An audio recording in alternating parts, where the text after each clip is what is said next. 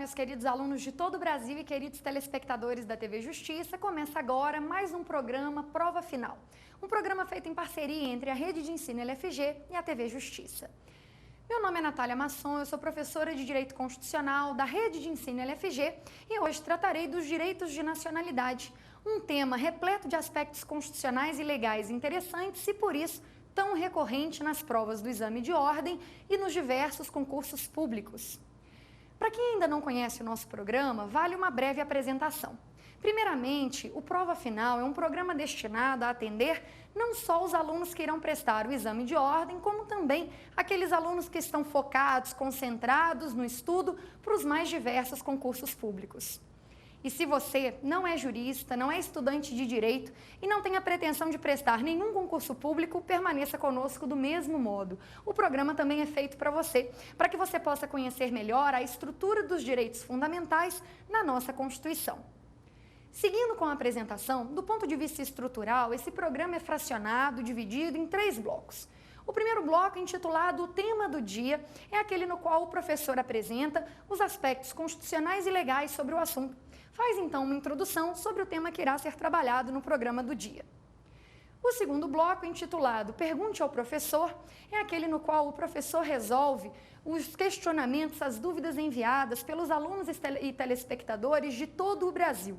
Inclusive, este é o momento em que você também pode participar. Envie um e-mail para nós com sua dúvida, com seu questionamento para provafinal@exapar.com.br. Finalmente, nós temos o nosso terceiro e último bloco, intitulado X da Questão, no qual o professor resolve questões anteriores do exame de ordem. É a sua chance de confirmar que assimilou o conteúdo aqui lecionado e a sua chance de treinar para exames futuros. Bom, meus caros, espero vocês no primeiro bloco, tema do dia, com o assunto Direitos de Nacionalidade. Não percam!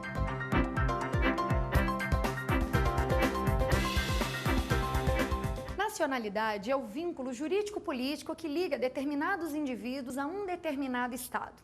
Então, nacionalidade é esse elo que une certos indivíduos a um determinado Estado, capacitando esses indivíduos a exigir proteção do Estado e, claro, possibilitando ao Estado exigir desses mesmos indivíduos o cumprimento de certos deveres, de certas obrigações. Percebam, portanto, que em que pese o termo nacionalidade, do ponto de vista etimológico, ser mais próximo do termo nação, nacionalidade é um conceito muito mais vinculado ao termo povo do que propriamente ao termo nação. Como nacionalidade é esse vínculo jurídico-político entre indivíduo e Estado, como é esse vínculo de direito público, que na verdade permite haver um elo entre certos indivíduos e um Estado, tornando estes indivíduos parte do povo, componentes do povo, nacionalidade é um termo muito mais associado ao termo povo, já que povo é o conjunto de nacionais. O povo brasileiro, por exemplo, é o conjunto de brasileiros natos e naturalizados.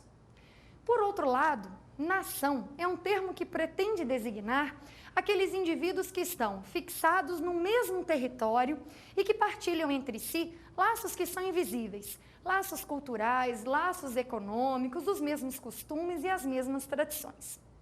Então, para iniciarmos o nosso tema do dia, é importante delimitar o conceito de alguns institutos para que você desenvolva bem o estudo do tema nacionalidade. Nacionalidade é, então, o vínculo jurídico-político que existe entre determinados indivíduos e um Estado. Ser nacional torna o indivíduo um componente do povo.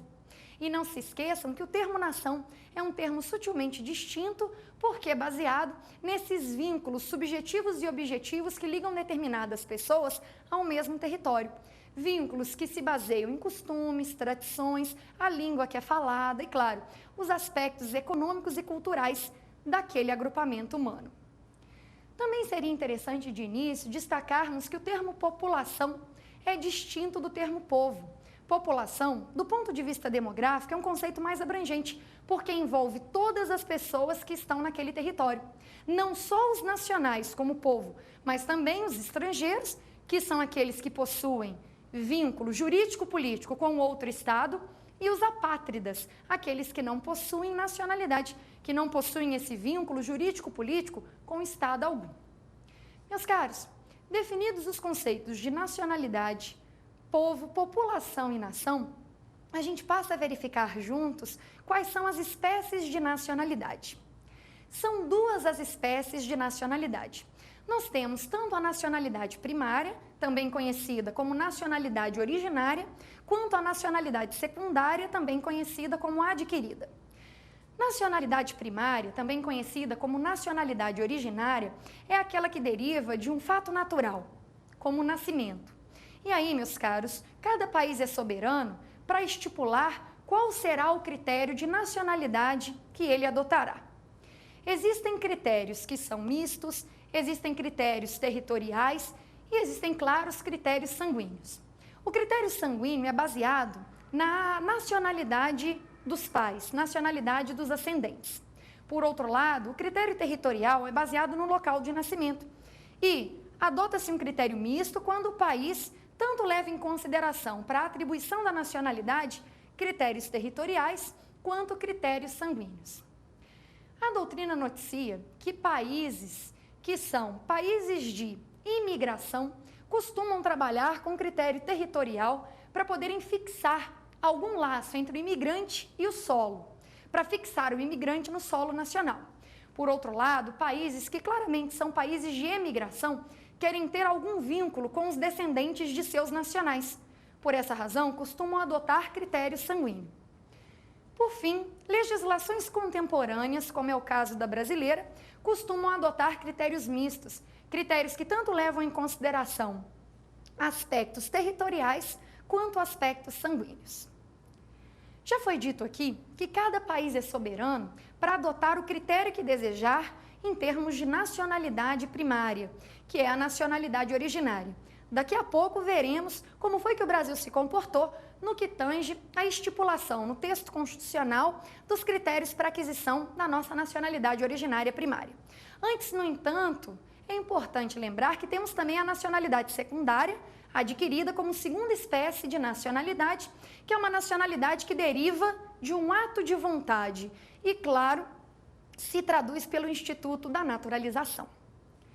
Pois bem, se já fizemos uma breve introdução e sabemos o que é nacionalidade, povo, população e também nação, e já sabemos que existem duas espécies de nacionalidade, a nacionalidade primária, também chamada de originária, derivada de um fato natural, como o nascimento, e a nacionalidade secundária, também conhecida como adquirida, derivada de um ato de vontade. Vocês já estão prontos para verificarmos como o assunto foi trabalhado no texto constitucional. A nossa Constituição, no artigo 12, em seu inciso 1º, determinou quem seria brasileiro nato, com os seguintes termos. Artigo 12, são brasileiros. Inciso 1, natos. A linha A. Os nascidos na República Federativa do Brasil, ainda que de pais estrangeiros, desde que estes não estejam a serviço de seu país. Ou seja, na linha A, o critério para a atribuição de nacionalidade primária no direito brasileiro foi o critério territorial. Basta o quê? Basta nascer no território nacional. Território aqui compreendido não só como os nossos limites geográficos, como também os mares, golfos, baías, também as aeronaves, né? e os navios públicos, ou aeronaves e navios privados, se estiverem em trânsito em território neutro. Todos esses, porque nascidos na República Federativa do Brasil, no nosso território, são considerados brasileiros natos. Então, o critério aqui, definitivamente, é o critério territorial, que é aquele adotado como regra no direito brasileiro. No entanto, não se deixe enganar por uma circunstância. Não é qualquer criança nascida aqui no nosso território que é brasileira. Essa é a regra, mas na linha A encontramos, de pronto, uma exceção a isso. E a exceção, para se consolidar, depende da resposta positiva a duas circunstâncias. Primeira circunstância, ambos os pais serem estrangeiros. Segunda, qualquer deles, ou ambos, claro, estarem a serviço do país de origem. Então, imaginem vocês, um casal de franceses está no Brasil. Um deles, pelo menos, a serviço do governo da França. Se eles aqui, no território brasileiro, têm um filho, o filho não vai receber nossa nacionalidade, justamente porque ambos os pais são brasileiros e estão a serviço do país de origem.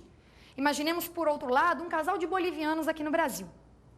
Só que esse casal de bolivianos não está a serviço do governo da Bolívia, está a serviço de interesses privados, ou está a trabalho, mas representando interesses daqui de uma empresa privada ou de outro estado que não aquele de origem. Nessa circunstância, se este casal tiver uma criança aqui no Brasil, essa criança, claro, adquire a nossa nacionalidade primária. Então, meus caros, no que tange à nacionalidade primária, no artigo 12, inciso 1, a linha A, nós temos o primeiro critério de atribuição, e esse critério, claramente, é o critério territorial. Nasceu no território nacional, é nacional. Tem nossa nacionalidade originária, salvo essa única exceção de ambos os pais serem estrangeiros e estarem a serviço do país de origem. Na linha B, nós temos uma segunda possibilidade de aquisição da nossa nacionalidade primária, traduzida nos seguintes termos. São brasileiros natos, a linha B, os nascidos no estrangeiro. Então, perceba, já não temos aqui a adoção do critério territorial. Os nascidos no estrangeiro de pai brasileiro ou mãe brasileira. Então, perceba que aqui na linha B, já estamos levando em consideração um critério sanguíneo, um critério de ascendência, desde que qualquer deles esteja a serviço da República Federativa do Brasil. Interessante porque a linha B é, na realidade, a contraposição da linha A. Do mesmo modo em que pais estrangeiros a serviço do país de origem aqui no Brasil, se tiverem um filho, o filho não obtém nossa nacionalidade, se o pai ou mãe ou ambos brasileiros estão fora do país, a criança nasce no estrangeiro, mas qualquer deles está a serviço da República Federativa do Brasil, nós teremos então concessão direta da nossa nacionalidade. Nessa linha B, o que nós tivemos foi a adoção do critério sanguíneo associado a um outro critério, que é o critério funcional. Grave uma regra importante para o seu estudo do tema nacionalidade. Nunca o critério sanguíneo será utilizado de forma isolada. Para ser brasileiro, não basta ser filho de brasileiros. A ideia de ascendência por si só não é suficiente para a aquisição da nossa nacionalidade primária. Conforme você já bem percebeu, é importante destacar que ao critério sanguíneo, sempre e necessariamente será somado a algum outro. Ao critério sanguíneo, sempre e necessariamente deveremos associar algum outro para a concessão da nossa nacionalidade. No caso da linha B, temos então critério sanguíneo mais critério funcional. E essa é só a segunda possibilidade de aquisição da nossa nacionalidade, porque na linha C temos dois outros caminhos para a aquisição da nacionalidade primária no ordenamento brasileiro. Na interessante a linha C temos, artigo 12, são brasileiros, inciso 1, natos, a linha C. Os nascidos no estrangeiro, de pai brasileiro ou mãe brasileira, desde que sejam registrados em repartição brasileira competente, ou, e aqui vem um outro caminho distinto deste, baseado no registro, ou venham a residir na República Federativa do Brasil e optem, em qualquer tempo, depois de atingida a maioridade, pela nacionalidade brasileira. Ok, estudemos agora a linha C e todas as particularidades que ela encerra.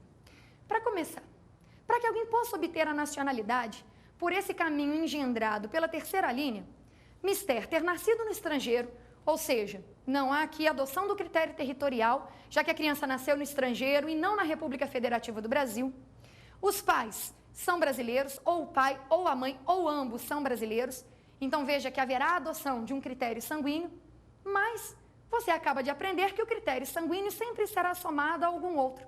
Para a aquisição da nacionalidade, por meio desse critério de ascendência, não basta ser filho de pai ou mãe ou ambos brasileiros, há que se somar algum outro requisito. E na linha C, os dois caminhos que se apresentam permitem o somatório de requisitos distintos. Primeiro requisito, ter nascido no estrangeiro, de pai ou mãe brasileira ou ambos brasileiros e ter sido registrado na repartição brasileira competente. Então, na linha C, a primeira possibilidade é ser filho de pai ou mãe brasileiro ou ambos, claro, critério sanguíneo, associado ao registro. Sobre o registro, é interessante destacar que o Poder Constituinte originário, quando construiu o texto da nossa Constituição, previu a possibilidade de o registro formalizar a aquisição da nacionalidade primária. No entanto, quando ocorreu aquela revisão constitucional proposta pelo artigo 3º, lá do ADCT, foi feita uma emenda de revisão. E a emenda revisional número 3, que é de junho do ano de 94, de forma mesquinha, suprimiu a possibilidade do registro. De forma, então, que as crianças que nasceram no exterior a partir de junho de 94, filhas de pai, mãe ou ambos brasileiros, não mais poderiam vir a ser registradas. Por quê? Porque a hipótese do registro estava suspensa. O registro permaneceu suspenso até a emenda constitucional número 54, de setembro de 2007, não por outra razão conhecida como emenda dos apátridas, quando então essa emenda voltou a permitir o registro e deu à linha C do inciso 1 do artigo 12 a redação que eu li com vocês no texto constitucional. Portanto, este é um dispositivo, a linha C do inciso 1º do artigo 12, é um dispositivo que já passou por duas modificações. Uma emenda revisional que, de forma mesquinha, impensada, inadequada, suprimiu a possibilidade do registro. E depois a emenda constitucional 54 dos apátridas, que voltou a permitir que o registro fosse hipótese de aquisição, claro, somado ao critério sanguíneo, aquisição de nacionalidade primária. Ah, professora, mas e durante esse período em que o registro estava suspenso, em que era impossível que o registro fosse feito? Bom, durante esse período, junho de 94 a setembro de 2007, estima-se que mais de 100 mil crianças que nasceram no estrangeiro, filhas de pai, mãe ou pais brasileiros, que poderiam ter obtido nossa nacionalidade com simples registro, ficaram o quê? Apátridas. Estima-se, então, que ficaram sem pátria justamente porque o registro estava suspenso. Para essas pessoas, foi pensado o artigo 95 do ADCT, que determina se ainda estiverem no exterior, basta o registro, se já estiverem no Brasil, basta também a apresentação lá no cartório, no ofício de registros, para a aquisição da nacionalidade, sem que nenhum outro requisito precise ser cumprido, certo? Bom, mas a linha C ainda traz uma outra possibilidade de aquisição de nacionalidade. Essa hipótese, na linha C, diz o seguinte, que serão brasileiros natos os nascidos no estrangeiro de pai ou mãe brasileiro que venham a residir na República Federativa do Brasil e optem, em qualquer tempo, depois de atingida a maioridade, pela nacionalidade brasileira. Essa segunda hipótese é interessantíssima porque exige o seguinte: criança nasceu no estrangeiro, é filha de pai ou mãe ou ambos brasileiros, não foi registrada no ofício competente, os pais não estão a serviço da República Federativa do Brasil. Como é que ela vai obter a nacionalidade primária? Primeiro, basta que ela venha residir na República Federativa do Brasil. Esse critério residencial pode vir a ser cumprido a qualquer tempo. A qualquer tempo, cumpre-se o critério residencial. Pode vir a residir no Brasil com 2 anos, com 3, com 50 anos, não importa. Mas há que haver o cumprimento de um outro requisito, que é a opção confirmativa, e esta não pode ser cumprida em qualquer momento. Segundo a Constituição, essa opção confirmativa pode ser feita a qualquer tempo, desde que atingida a maioridade. Ou seja, há que haver a feitura da opção confirmativa, mas só confirma quem já tem plena capacidade, quem já está intelectualmente desenvolvido. Então, a partir dos 18 anos, pode haver a feitura da opção confirmativa, num processo de jurisdição voluntária que tramita, claro, perante a Justiça Federal. Então, percebam, como regra, na linha A Constituição adotou o critério territorial. Mas, é claro, como somos aqui uma legislação contemporânea, não adotamos o critério territorial de modo exclusivo, temos também o critério sanguíneo que, associado a outros elementos, pode permitir a aquisição da nacionalidade primária. Primeira possibilidade, critério sanguíneo associado ao critério funcional. Nasceu no exterior, mas é filho de pai ou mãe ou ambos brasileiros, e qualquer destes está a serviço da República Federativa do Brasil. Ou então, nasceu no exterior, filho de pai ou mãe brasileiro, foi registrado em repartição brasileira consular competente ou então veio a residir no Brasil. Cumprido o critério residencial, a partir da maioridade, abre-se a possibilidade da feitura da opção confirmativa, que, lembre-se, só pode ser feita a partir da maioridade. Alguns alunos nesse momento questionam: sim, professora, e se o indivíduo vem morar no Brasil e ainda não atingiu a maioridade? Por exemplo, uma criança que nasceu no exterior, filha de pai ou mãe brasileiro, ou ambos brasileiros, que não estavam a serviço da República Federativa do Brasil, não foi essa criança registrada, chegou aqui no Brasil, digamos, com 10 anos de idade. Bom, essa criança vai ser tratada como brasileira nata dos 10 aos 18 anos, justamente porque ela ainda não pode fazer a opção. Aos 18 anos, a nacionalidade fica sob condição suspensiva, na dependência do quê? Na dependência da opção confirmativa. Disse, portanto, que essa é uma hipótese de nacionalidade potestativa, porque a nacionalidade produzirá todos os seus efeitos a partir de um ato de vontade. Meus caros, no entanto, no direito brasileiro, nós não temos apenas a aquisição de nacionalidade primária e originária. Temos também as hipóteses de naturalização que estão engendradas pelo artigo 12, inciso 2 do texto constitucional e também, claro, pela legislação pertinente. Vamos ao artigo 12, inciso 2, tentar compreender como é que fica aqui a aquisição da nacionalidade derivada no direito brasileiro. Bom, o artigo 12 diz que são brasileiros naturalizados e vai listar em 2 alíneas quais são as 2 hipóteses de naturalização que nós temos. Para começar, meus caros, a naturalização pode ser tácita ou expressa. A naturalização tácita, também chamada de grande naturalização, ou seja, aquela naturalização que de forma automática concede nacionalidade para os estrangeiros ou apátridas aqui residentes, não foi adotada pela Constituição de 88.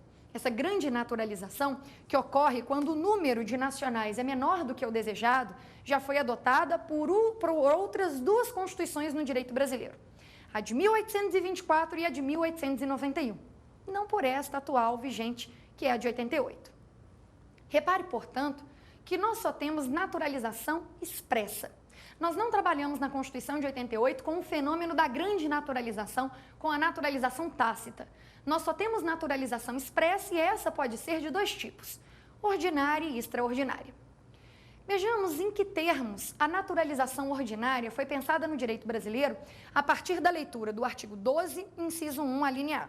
São brasileiros naturalizados os que, na forma da lei, que é o Estatuto do Estrangeiro, Lei 6.815 de 80, adquiram a nacionalidade brasileira, exigidas aos originários de países de língua portuguesa apenas residência por 1 ano ininterrupta e idoneidade moral. Percebam, então, que a naturalização ordinária, prevista na linha A, pode se desenrolar de 2 maneiras diferentes. Primeira maneira, o sujeito é nacional de algum país que não fale a língua portuguesa. Ele vai ter que cumprir os requisitos previstos em lei, que é o Estatuto do Estrangeiro. Esses requisitos estão organizados no artigo 112 da Lei 6.815. E dentre eles nós temos ter alguma profissão ou bens suficientes para sua manutenção, gozar de boa saúde, falar, escrever, compreender o português, etc. Agora, se o sujeito é originário de país que fala língua portuguesa, tudo para ele fica muito mais fácil. Se o indivíduo vem de Portugal, de Angola, de Moçambique, de Goa, Gamão, Timor-Leste, etc., basta que esse indivíduo cumpra 2 requisitos: residência ininterrupta por 1 ano e idoneidade moral. É claro que é um caminho muito mais fácil. E aí, na sequência, vamos à naturalização extraordinária, prevista no artigo 12, inciso 2, a linha B de bola. Na linha B de bola, nós temos que são brasileiros naturalizados os estrangeiros de qualquer nacionalidade, residentes na República Federativa do Brasil há mais de 15 anos ininterruptos e sem condenação penal, desde que requeiram a nacionalidade brasileira. Percebe, então, que são 3 os requisitos para alguém adquirir a naturalização na modalidade extraordinária. O primeiro requisito é o seguinte: residir na República Federativa do Brasil de forma ininterrupta há mais de 15 anos. O segundo é a ausência da condenação penal. E o terceiro é a apresentação do requerimento, já que ninguém será naturalizado contra sua vontade. Percebam, então, que basta o cumprimento desses 3 requisitos: residência ininterrupta por 15 anos, ausência de condenação penal e requerimento para a aquisição da nacionalidade. Agora, muitos alunos me perguntam um ponto que eu reputo ser muito interessante, que é o seguinte: existe direito público subjetivo à naturalização? Ou seja, aquele indivíduo que cumpre os requisitos previstos na linha A e na linha B para naturalização ordinária e para naturalização extraordinária, esse indivíduo passa a gozar do direito público subjetivo a adquirir a nacionalidade secundária, sim ou não? Essa e muitas outras questões interessantes sobre o tema nacionalidade, que, claro, aqui não foi esgotado, mas brevemente apresentado, serão rediscutidas, aprofundadas, sofisticadas, quando? Nos 2 próximos blocos. No próximo bloco, que é o bloco número 2, eu espero vocês no Pergunte ao Professor, onde vou resolver questões que foram enviadas de todos os nossos alunos e telespectadores do Brasil. Isso vai permitir que façamos um estudo ainda mais direcionado do tema nacionalidade. Espero vocês.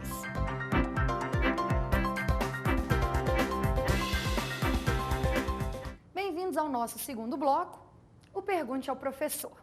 Neste, trabalharei as dúvidas que foram enviadas pelos telespectadores e alunos de todo o Brasil acerca do tema nacionalidade. Vejamos qual é a primeira. Olá, professora. Os brasileiros natos e os brasileiros naturalizados podem ser tratados de forma diferente? Excelente a pergunta do nosso colega. Ele questiona o seguinte: eu sei que existem 2 espécies de nacionalidade, a nacionalidade primária, que dá origem aos brasileiros natos, e a nacionalidade secundária, que dá origem aos brasileiros naturalizados. Pergunta o amigo: brasileiros natos e naturalizados podem ser tratados de forma distinta? Certamente, o princípio da isonomia, consagrado expressamente no texto constitucional, impede tratamento diferenciado, e o artigo 12, em seu parágrafo 2º, ainda determina que a lei não poderá estabelecer distinção entre brasileiros natos e naturalizados, mas faz uma ressalva, salvo nos casos previstos nesta Constituição. Isso nos indica, então, que, salvo as previsões expressas no texto constitucional, não pode existir tratamento diferenciado entre brasileiros natos e naturalizados. Todavia, se a distinção de tratamento foi estipulada pelo texto constitucional, ela é possível, ela é válida, justamente porque proposta na Carta Maior pelo Poder Constituinte originário. São 4 hipóteses em que o brasileiro nato será tratado de forma distinta do brasileiro naturalizado. A primeira, prevista no artigo 12, parágrafo 3º, refere-se aos cargos. Isso significa que alguns cargos somente serão preenchidos por quem detém a nossa nacionalidade originária, por razões de segurança nacional e também em razão da determinação da linha sucessória presidencial. Vejamos quais são esses cargos no artigo 12, parágrafo 3º, que diz que são privativos de brasileiros natos os cargos, primeiro, de presidente e vice-presidente da República, no inciso 2, de presidente da Câmara dos Deputados, no inciso 3, presidente do Senado Federal e inciso 4, ministro do Supremo Tribunal Federal. Vejam vocês que todos aqueles que um dia podem ocupar a presidência da República, além do próprio presidente, o vice, e na linha sucessória do artigo 80, o presidente da Câmara, do Senado e o presidente do STF, todos eles precisam ser brasileiros natos. Reparem, no entanto, que para ser deputado federal, para ser senador ou, por exemplo, ministro do STJ, não há que haver a apresentação aqui de nacionalidade primária. O indivíduo não tem que possuir a nacionalidade primária originária para ocupar esses cargos, por exemplo, de deputado federal, por exemplo, de senador. Ele só não chegará à presidência das casas por determinação do artigo 12, parágrafo 3º. Ministro do STF, claro, como a presidência é revezada entre eles, precisa ser brasileiro nato. Agora, ministro do STJ, não. Isso significa que alguns cargos só poderão ser ocupados por brasileiros natos, conforme a dicção do artigo 12, parágrafo 3º, quando determina que são privativos de brasileiro nato os cargos. Primeiro, aqueles cargos que compõem a linha sucessória presidencial. Então, inciso 1, de presidente e vice-presidente da República. No inciso 2, de presidente da Câmara dos Deputados. No inciso 3, de presidente do Senado Federal. E no inciso 4, de ministro do Supremo Tribunal Federal. Reparem, então, que esses são os primeiros cargos que somente podem ser ocupados por brasileiros natos. E eles, claro, estão associados àquela linha sucessória do artigo 80. Além do presidente da República, todas aquelas demais autoridades que puderem ocupar a presidência precisam necessariamente ser brasileiros natos. Então, como o primeiro na linha sucessória é o vice, ele também precisa ser brasileiro nato. Depois, o presidente da Câmara, presidente do Senado e, por fim, quem vai ocupar a presidência da República? O ministro do presidente do Supremo Tribunal Federal. Como a presidência no STF é revezada entre os ministros que compõem a corte, todos os ministros precisam ser brasileiros natos. Ainda sobre essa linha sucessória, importante destacar que para ser deputado federal ou senador, não há necessidade da comprovação da nacionalidade primária. Um deputado federal, um senador podem ser brasileiros naturalizados, mas nunca chegarão à presidência da casa.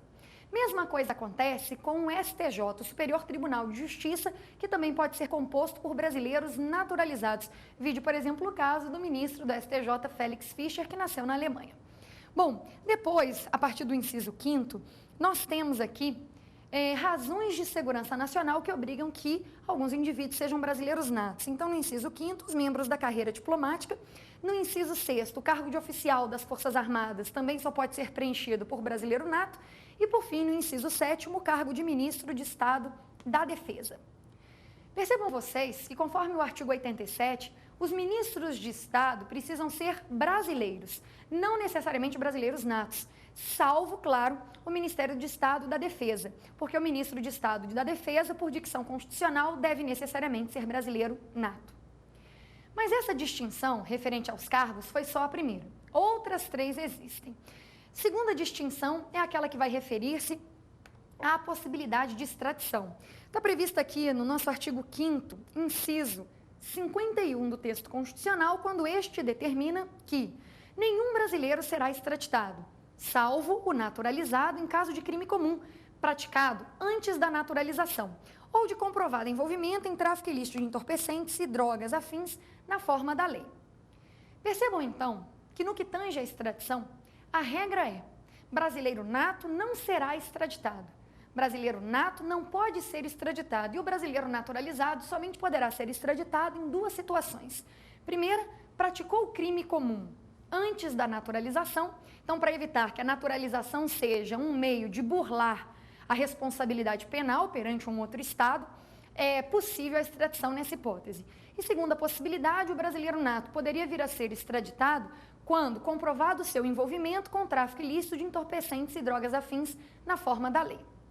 Além, então, da primeira hipótese referente a cargos, no artigo 12, parágrafo 3º, além daquela referente à extradição do artigo 5º, inciso 51, temos ainda duas outras distinções entre brasileiros natos e naturalizados. A terceira é aquela que se refere aos assentos no Conselho da República, órgão consultivo do presidente. No artigo 89, temos a determinação de que o Conselho da República é um órgão superior de consulta do presidente da República e dele participam algumas entidades. Entre elas, no inciso 7º, nós temos 6 cidadãos brasileiros natos com mais de 35 anos de idade, sendo 2 nomeados pelo presidente, 2 eleitos pelo Senado, 2 eleitos pela Câmara dos Deputados, todos com mandato de 3 anos, sendo vedada a recondução. Então, percebam, nós temos aqui a terceira distinção. Para ocupar um assento no Conselho da República, o indivíduo há que ser brasileiro nato. A última delas, eu diria a quarta, refere-se ao direito de propriedade, está no artigo 222 do texto constitucional, quando diz que a propriedade de empresa jornalística e de radiodifusão sonora e de sons e imagens, ela é privativa de brasileiros natos ou então naturalizados há mais de 10 anos ou de pessoas jurídicas constituídas sob as leis brasileiras e que tenham sede no país. Essa talvez seja a distinção mais fraca, porque brasileiros naturalizados também podem exercer esse direito, no entanto, precisam estar naturalizados há mais de 10 anos. Respondendo, então, à pergunta que foi enviada pelo nosso amigo, aluno, telespectador, eu diria, conforme o princípio da isonomia, não posso tratar de forma distinta brasileiros natos e naturalizados. No entanto, percebam, a própria Constituição estabeleceu tratamento distinto, diferenciado em algumas hipóteses. São essas que eu acabo de apresentar a vocês. Vamos à segunda pergunta. Professora, há possibilidade de um indivíduo que não nasceu no Brasil requerer a nacionalidade brasileira, tornando-se brasileiro nato? Sim, claro que existe essa possibilidade. Conforme vimos no bloco 1, o tema do dia, no artigo 12, inciso 1, a linha B, temos a primeira possibilidade. Se a criança é filha de pai ou mãe ou ambos brasileiros e qualquer deles ou ambos está a serviço da República Federativa do Brasil, ela obtém a nacionalidade pelo somatório do critério sanguíneo com o critério funcional. E além dessa possibilidade, na linha C do artigo 12, em seu inciso 1º, temos outras duas. Primeira possibilidade da linha C. Nascer no estrangeiro, ser filho de pai ou mãe brasileiro ou ambos brasileiros e ser registrado em repartição consular competente. Ou, se não houver o registro, vir a residir na República Federativa do Brasil a qualquer tempo e, depois, a qualquer tempo, desde que atingida a maioridade, fazer a opção confirmativa. Então, meu caro, existe essa possibilidade sim. No direito brasileiro, nós não trabalhamos unicamente com o critério territorial. Temos também critério sanguíneo, que não é a regra, mas temos critério sanguíneo que, somado a algum outro requisito, pode permitir a concessão da nossa nacionalidade primária. Pois bem, vamos agora ao terceiro questionamento. Professora, o indivíduo que preenche os requisitos exigidos pela Constituição e pela lei para requerer a naturalização, adquire direito subjetivo à naturalização? Ótima pergunta, inclusive eu encerrei o primeiro bloco, o tema do dia, com esse questionamento. Aquele indivíduo que satisfaz os requisitos das alíneas A e B do artigo 12, inciso 2, passa a gozar de direito público subjetivo à obtenção da naturalização? Os internacionalistas aqui responderiam que não. Que a concessão de nacionalidade é sempre um ato de soberania estatal e, portanto, o Estado estaria sempre desvinculado de qualquer obrigação de conceder esse vínculo com algum indivíduo. Mas para o direito constitucional, a regra é a seguinte, inclusive defendida pelo Supremo Tribunal Federal e pelos constitucionalistas pátrios. A regra é a seguinte: Nas hipóteses de naturalização ordinária, que são aquelas previstas no artigo 12, inciso 2, a linha A, e também lá no Estatuto do Estrangeiro, na 6.815, artigo 115 especialmente, são hipóteses que não configuram direito público subjetivo à naturalização. Isso significa que o indivíduo pode preencher todos os requisitos exigidos pela Constituição ou pela lei, lá no artigo 12, inciso 2, a linha A, como também os requisitos previstos na Lei 6.815, mesmo assim não ter direito à nossa naturalização, à obtenção da nossa nacionalidade secundária. Agora, a regra no que tange à naturalização extraordinária é lida de uma maneira diversa. Isso porque entende a doutrina que se o indivíduo satisfaz os requisitos necessários para a obtenção da naturalização extraordinária, estaria ele agora como possuidor, detentor de um direito público subjetivo à aquisição daquela nacionalidade, em razão de uma expressão utilizada pelo texto constitucional.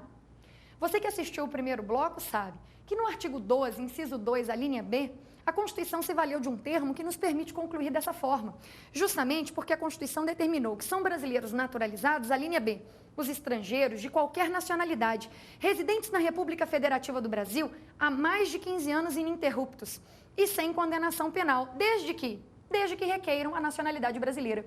Essa expressão, desde que requeiram, nos dá a entender que basta que o indivíduo, tendo preenchido os dois outros requisitos, apresente requerimento, solicite a concessão da naturalização. E aí, nesse caso, naturalizado estaria. Portanto, para a doutrina constitucionalista brasileira, a pergunta do amigo pode ser respondida da seguinte maneira: se estivermos tratando de naturalização ordinária, não existe direito público subjetivo à obtenção da nacionalidade frente ao preenchimento dos requisitos. Por outro lado, se estivermos tratando da naturalização extraordinária, ou seja, aquela prevista no artigo 12, inciso 2, a linha B de bola, satisfeitos os requisitos, passaria a existir aqui o direito público subjetivo à obtenção da nacionalidade. Ótima essa terceira pergunta, vamos à quarta. Professora, perde a nacionalidade brasileira aquele que adquiriu outra nacionalidade ou ele passa a ter dupla nacionalidade? Também é um questionamento muito interessante e certamente pode ser a dúvida de vocês. Aquele que adquire outra nacionalidade automaticamente perde a nacionalidade brasileira? Bom, a regra prevista no artigo 12, parágrafo 4º, é a de que a aquisição de uma outra nacionalidade importa em perda da nacionalidade brasileira. Mas essa é a regra e ela suporta exceções. Vejam vocês que o parágrafo 4º do artigo 12 determina que será declarada a perda da nacionalidade do brasileiro que, inciso 2, adquirir outra nacionalidade, salvo nos casos de. Então é justamente essa possibilidade aqui de excepcionar a regra que merece nossa atenção. Diz o texto constitucional, portanto, que a regra é que a aquisição de uma outra nacionalidade importe na perda da nossa, salvo alguma situação como essas aqui que eu vou delimitar para vocês. Na linha A, de reconhecimento de nacionalidade originária pela lei estrangeira. É claro que essa hipótese não poderia gerar perda da nossa nacionalidade.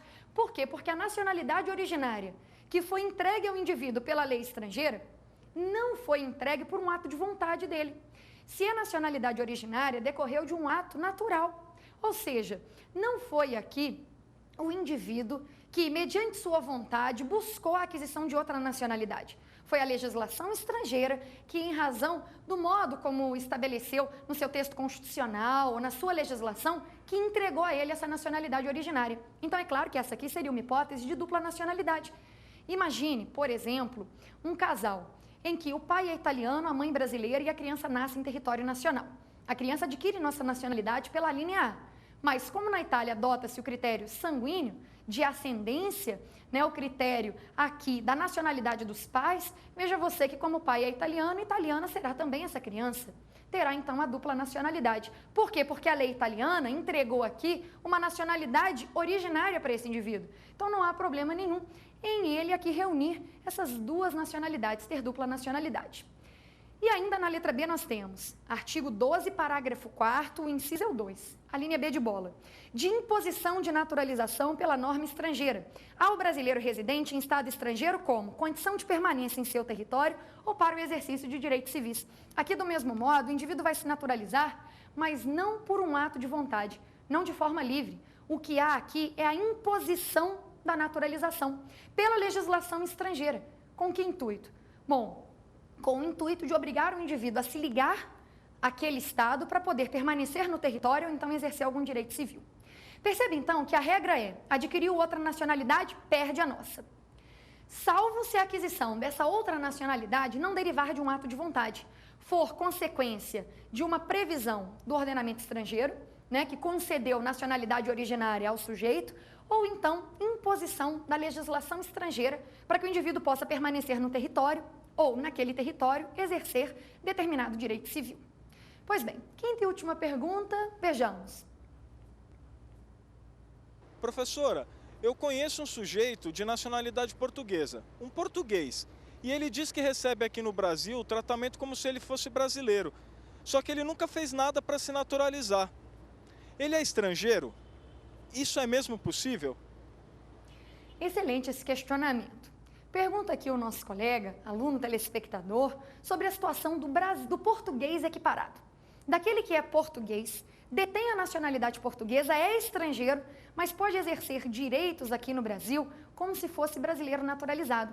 É a hipótese da quase nacionalidade do artigo 12, parágrafo 1º do texto constitucional. Façamos a leitura do dispositivo e adiante eu teço outros comentários. Diz o parágrafo 1º que aos portugueses com residência permanente no país, se houver reciprocidade em favor de brasileiros, serão atribuídos os direitos inerentes ao brasileiro, salvo os casos previstos nesta Constituição. O que isso significa, professora? Significa o seguinte, que os portugueses que tiverem residência permanente aqui no Brasil, se houver reciprocidade em favor de brasileiros com residência permanente em Portugal, esses portugueses poderão ser tratados como se nacionais fossem. Agora, repare que existem alguns requisitos para trabalharmos com esse instituto da quase nacionalidade. O primeiro requisito é o português ter residência permanente aqui. Não pode ser alguém em trânsito ou um português que está aqui fazendo turismo. É claro que esse português tem que ter residência permanente, esse é o primeiro requisito, e o segundo é termos um tratamento recíproco para brasileiros com residência permanente lá em Portugal. Como esse tratamento recíproco já está estipulado, porque existe um tratado entre a República Federativa do Brasil e a República Portuguesa nesse sentido, se o português já está aqui residente, ele pode ser tratado como se nacional fosse. Aí, claro, você se pergunta, vai ser tratado como se nacional fosse sem se naturalizar? Sim, ele mantém a condição de estrangeiro. Ah, professor, então ele vai exercer, por exemplo, direitos políticos, mesmo sendo estrangeiro? Vai, porque ele vai ser dotado dessa condição de quase nacionalidade. Agora, percebam vocês, diz a Constituição que serão a ele atribuídos os direitos inerentes ao brasileiro, salvo os casos previstos no próprio texto constitucional. O que isso significa? Que o português, que na verdade é o quase nacional, o português equiparado será tratado como brasileiro nato ou como brasileiro naturalizado. Em que pese haver alguma divergência doutrinária, discordo até inclusive da possibilidade de termos dúvida nesse aspecto. O português equiparado será tratado como brasileiro naturalizado por uma razão simples. A Constituição diz, ele fará jus aos direitos do brasileiro, salvo os casos previstos na Constituição em que a Constituição diferencia o brasileiro nato do naturalizado. Concluindo, essa possibilidade existe, esse português equiparado é estrangeiro, não fez nada para se naturalizar e mesmo assim poderá exercer certos direitos, mas direitos que o brasileiro naturalizado e não o brasileiro nato detém. Então o português é equiparado, mas equiparado ao brasileiro naturalizado. Pois bem, meus caros, essas foram as principais dúvidas enviadas aqui para o nosso programa.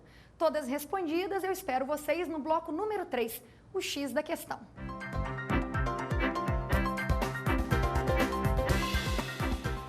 Olá, meus queridos alunos de todo o Brasil e telespectadores da TV Justiça, sejam muito bem-vindos ao nosso terceiro e último bloco, o X da questão. Essa é a sua oportunidade, neste bloco, de reafirmar seu conhecimento e aqui confirmar que você assimilou todo o conteúdo que foi lecionado. Trabalharemos aqui questões anteriores do exame de ordem. E a primeira que temos é uma questão do exame de 2011, o quinto exame unificado, que aconteceu no dia 30 de outubro de 2011. E a questão propõe o seguinte: no que tange ao direito de nacionalidade, assinale a alternativa correta. Na letra A, a assertiva determinava que o brasileiro nato não pode perder a nacionalidade. Na letra B, o filho de pais alemães que estão no Brasil a serviço de empresa privada alemã será brasileiro nato caso venha a nascer no Brasil.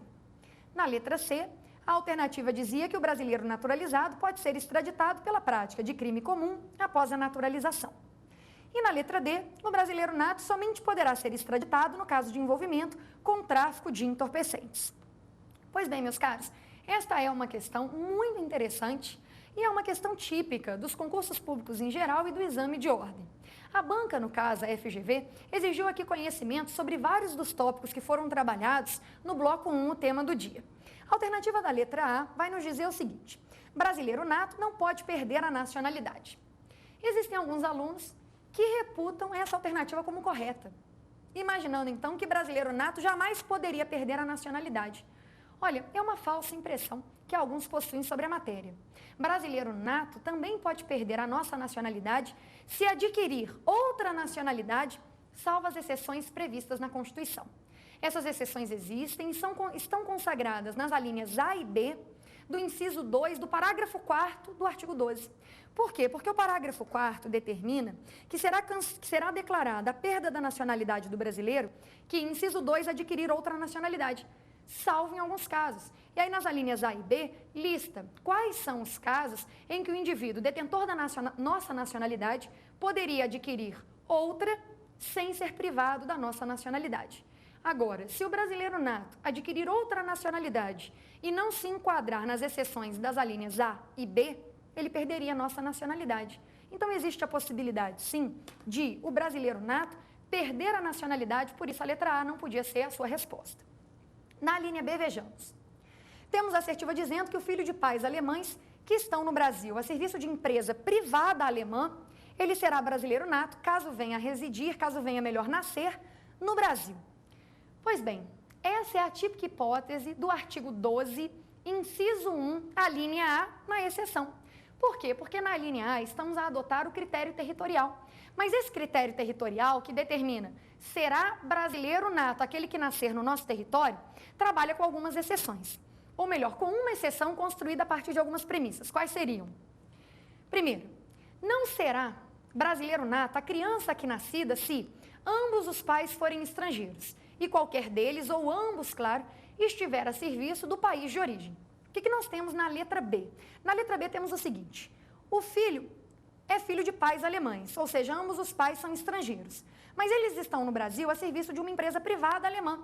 Ora, como não estão a serviço do governo alemão e sim de uma empresa privada, ou poderia ser a serviço de outro governo ou de interesses privados, a criança aqui nascida será brasileira nata sim, porque aplicaremos a regra do artigo 12, inciso 1, a linha A, o critério territorial. Então, a letra B é a nossa resposta, é o gabarito da questão. Mas vejamos por que as demais alternativas estão equivocadas. Na letra C nós temos: o brasileiro naturalizado, ele pode ser extraditado pela prática de crime comum, após a naturalização. Aqui está o erro. Ele até pode ser extraditado pela prática de um crime comum, desde que este crime comum, que não é político nem de opinião, ele tenha sido praticado antes da naturalização. Para evitar que a naturalização sirva de quê? Para evitar que a naturalização sirva de meio para burlar a responsabilidade penal perante o Estado estrangeiro. Então, por isso, se o crime foi praticado antes da naturalização e o crime é comum, o brasileiro naturalizado, melhor dizendo, pode vir a ser extraditado. Porque sabemos, nos nossos blocos número 1 e 2, que brasileiros natos não podem ser extraditados, entregues para serem julgados perante a legislação penal de outro país. Serão julgados aqui. Agora, o brasileiro naturalizado, sim, em duas hipóteses. Uma delas é o crime comum praticado antes da naturalização. Então, o erro na letra C foi dizer crime comum após a naturalização. Esse após tornou a assertiva equivocada. Na letra D, nós temos: o brasileiro nato somente poderá ser extraditado no caso de envolvimento com o tráfico de entorpecentes. Meus caros, brasileiro nato não será extraditado. Essa é a regra do artigo 5º, inciso 51. Brasileiros natos não serão extraditados, só os naturalizados, e mesmo assim em hipóteses já delimitadas, previamente estabelecidas pelo texto constitucional. E nós sabemos que essas hipóteses são duas. Quais? O crime comum, praticado antes da naturalização, e o comprovado envolvimento com o tráfico ilícito de entorpecentes e drogas afins. Pois bem, resolvemos a primeira questão, vamos à próxima. Vejamos o que a OAB propôs em exame posterior. Bom, temos aqui uma questão que diz que a Constituição de 88, em relação à nacionalidade, determina, letra A, que são privativos de brasileiro nato os cargos de presidente e vice-presidente da República, presidente da Câmara dos Deputados e presidente do Senado Federal, assim como os ministros do STF e do STJ. Na letra B, a alternativa preceitua que perde a nacionalidade brasileira aquele que adquirir outra nacionalidade, sem exceções. E na letra C, nós temos uma alternativa que determina que os estrangeiros aqui residentes há mais de 10 anos ininterruptos, sem condenação penal, podem requerer a cidadania brasileira, tornando-se brasileiros naturalizados. E, por fim, a alternativa da letra D, que determina que é brasileiro nato, aquele nascido no estrangeiro, de pai ou mãe brasileira, desde que qualquer deles esteja a serviço da República Federativa do Brasil. Pois bem, façamos agora uma análise individualizada, pontual, de cada uma das alternativas, para podermos encontrar aqui a resposta do questionamento feito no exame de ordem. A letra A está determinando que são privativos de brasileiro nato alguns cargos. Nós sabemos que existe mesmo essa possibilidade de haver um tratamento diferenciado entre brasileiros natos e naturalizados, e a primeira diferença é aquela que se refere aos cargos. Alguns cargos são privativos de brasileiros natos. Quais são esses cargos? Aqueles previstos, estipulados no artigo 12, parágrafo 3º do texto constitucional. Na letra A nós temos presidente e vice-presidente da República, tá ok. Só brasileiros natos podem ser presidente e vice-presidente da República. Depois, na sequência, presidente da Câmara dos Deputados e presidente do Senado Federal. Está igualmente bem construída, né, essa parte aqui do nosso texto, justamente porque a presidência dessas duas casas legislativas somente pode ser ocupada por brasileiro nato. Lembrando que deputados federais e senadores podem ser brasileiros naturalizados, mas nunca alcançarão a presidência daquela casa. E, por fim, ministros do STF e do STJ. Bom, ministros do STF, como podem um dia ocupar pela linha sucessória a presidência da República, precisam ser brasileiros natos. Já ministro do STJ não, pode ser brasileiro naturalizado, como é o caso, por exemplo, do Félix Fischer. Pois bem, letra A não é a nossa resposta, vejamos a alternativa da letra B. A letra B determina que perde a nacionalidade brasileira aquele que adquirir outra nacionalidade, sem exceções. Não. O parágrafo 4º, no inciso 2, determina quais são as exceções. Por exemplo, a aquisição de uma outra nacionalidade mais originária não implica na perda da nacionalidade brasileira anterior. Ou então, quando ele se naturaliza por imposição da legislação estrangeira, como condição de permanência no território, ou então para poder exercer algum direito civil. Então, a letra B também não pode ser a alternativa. Na letra C, nós temos os estrangeiros, aqui residentes há mais de 10 anos ininterruptos, sem condenação penal, podem requerer a cidadania brasileira, tornando-se brasileiros naturalizados. Parece que a letra C pretendeu desenhar aqui uma hipótese de naturalização extraordinária. Cometeu, no entanto, 2 equívocos. Primeiro, a naturalização extraordinária, conforme preceitua o artigo 12, inciso 2, na linha B, exige que o indivíduo, o estrangeiro, já esteja no Brasil há mais de 15 anos ininterruptos, e não 10, como disse a assertiva. No mais, ele vai requerer a nacionalidade, não a cidadania brasileira. Bom, vejamos o que diz a alternativa na letra D, como é a última, deve ser nossa resposta. Na letra D nós temos: é brasileiro nato aquele nascido no estrangeiro, de pai ou mãe brasileira, desde que qualquer deles esteja a serviço da República Federativa do Brasil. Exatamente. É brasileiro nato aquele que, apesar de ter nascido no estrangeiro, é filho de pai ou mãe brasileira, critério sanguíneo, e qualquer deles, ou ambos, claro, está a serviço da República Federativa do Brasil, que é o critério funcional. Critério sanguíneo, somado ao critério funcional, permite mesmo a aquisição da nacionalidade primária, originária, conforme o artigo 12, inciso 1, a linha B de bola, pode cravar como resposta dessa questão, deste questionamento proposto pelo exame de ordem, a alternativa prevista na letra D. Bom, meus caros, chegamos aqui a mais um final de programa, prova final. Foi uma honra apresentar esse programa, espero que ele contribua nos seus estudos e que você siga firme e concentrado na sua preparação. A gente se vê no próximo programa. Até breve.